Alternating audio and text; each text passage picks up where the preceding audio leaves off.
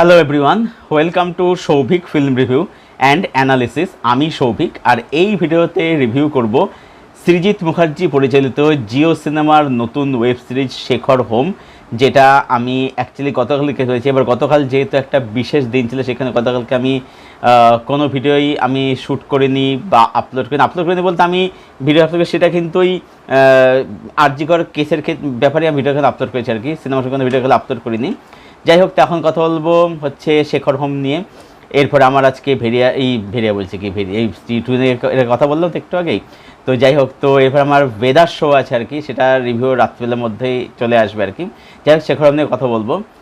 তো এক কথা যদি বলি যে অনেক দিন পরে সৃজিত মুখার্জির কোনো একটা কাজ দেখে আমি কিন্তু রিয়েলি মুগ্ধ হয়েছি, আমি কিন্তু রিয়েলি ইমপ্রেস হয়েছি আর কি।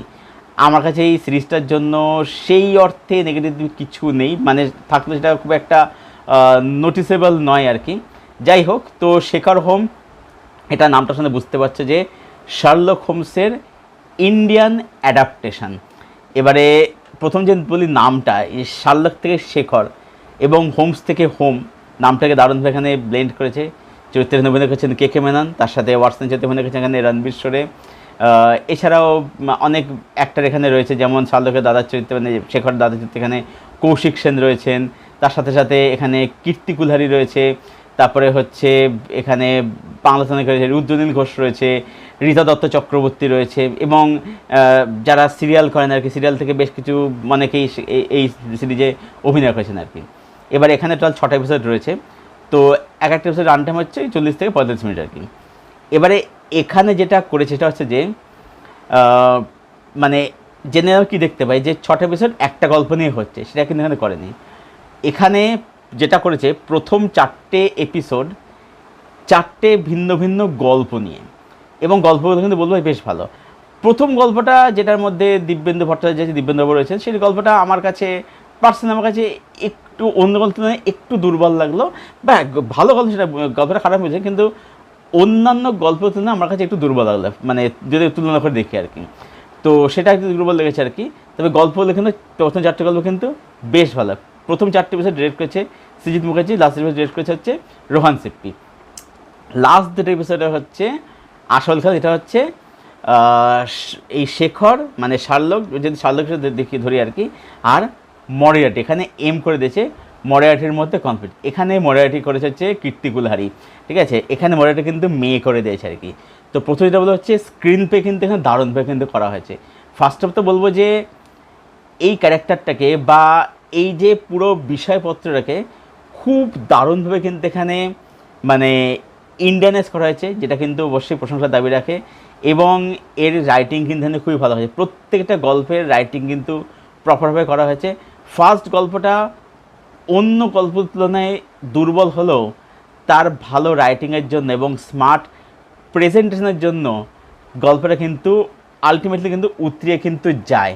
রাইটিং এখানে খুব ভালো হয়েছে। নেক্সট বলবো হচ্ছে এখানে পারফরমেন্স, কে মেনন, রণবীর শোরে, প্রত্যেকে, রাশিকা দুগ্গল রয়েছে, দুটো এপিসোডে রয়েছে আর কি, দুটো গল্প রয়েছে আর কি।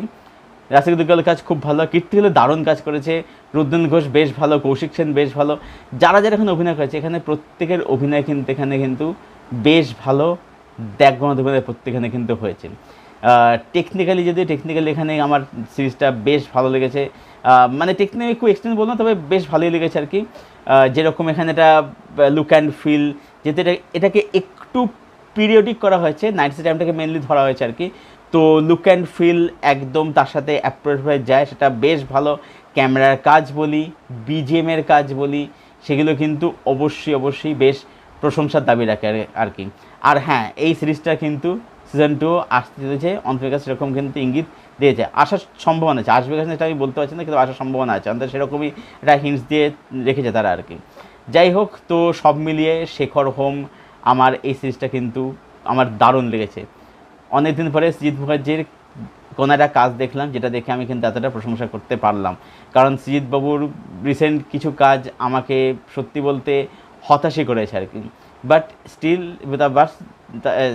এই কাজটা কিন্তু আমাকে কিন্তু বলবো যে বেশ আমার ভালো লেগেছে, আমাকে ছবির কাজটা আমাকে ইমপ্রেস করতে পেরেছে আর কি।